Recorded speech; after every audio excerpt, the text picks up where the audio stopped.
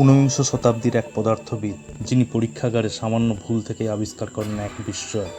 নিজেই তা বিশ্বাস করতে না পেরে সেই পরীক্ষার পুনরাবৃত্তি করতে থাকেন, যাতে ভুল সংশোধন হয়ে যায়। কিন্তু প্রতিবারই ফল আসতে থাকে একই। এক পর্যায়ে তার ধারণা হতে থাকে তিনি বোধহয় পাগল হয়ে গেছেন। অবশ্য তার এমন ভাবনা অমূলক কিছু নয়, কারণ তিনি যে রশ্মি আবিষ্কার করেছেন তা দেহের মাংস ভেদ করে প্রবাহিত হচ্ছে ঠিকই, কিন্তু হারের কারণে তা বারবারই বাধাপ্রাপ্ত হচ্ছিল। এবার আসি উইলহেমের সফল হওয়ার পেছনের গল্পে।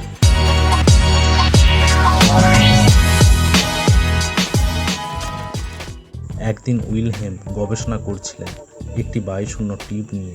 টিউব থেকে যেন আলো বের হতে না পারে, এজন্য তিনি তার চারিদিকটা কালো কার্ডবোর্ড দিয়ে ঢেকে দেন। টিউবটির মধ্যে দিয়ে বিদ্যুৎ প্রবাহ চালানোর সময় তিনি খেয়াল করেন দেয়ালে রাখা একটি বেরিয়াম প্লাটিনাম সায়ানাইড পর্দায় অদ্ভুত কালো দাগ পড়ছে। এরকম দাগ পর্দার উপর শুধু আলো পড়লে সৃষ্টি হতে পারে।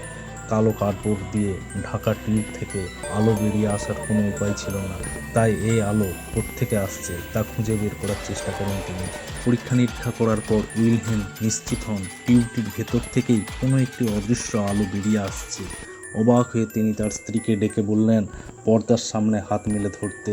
এরপর দেখলেন দেয়ালে একটি ভৌতিক হাতের দৃশ্য ভেসে উঠেছে, যেখানে হাতের মাংসগুলো স্বচ্ছ হয়ে গেছে, কিন্তু হাড়গুলো স্পষ্ট চিত্রিত, আর আঙুলে পড়া আংটির জায়গায় গাঢ় কালো রঙের ছায়া দেখা যাচ্ছে। এটিই ছিল পৃথিবীর প্রথম রন্টজেনোগ্রাম।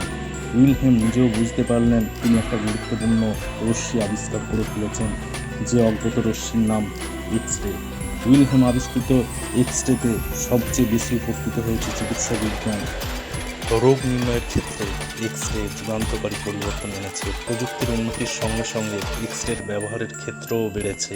সব ধরনের এক্স রে উৎপন্ন হওয়ার মূলনীতি এক হলেও এক এক কাজের জন্য এক একভাবে এক্স রে উৎপন্ন করা হয়।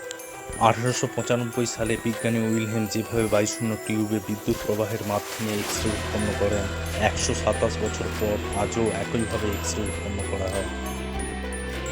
তো সকলের ভিডিওটি কেমন লাগলো অবশ্যই কমেন্ট করে জানাবেন, আর ভালো লাগলে অবশ্যই ভিডিওটিতে একটি লাইক করে যাবেন।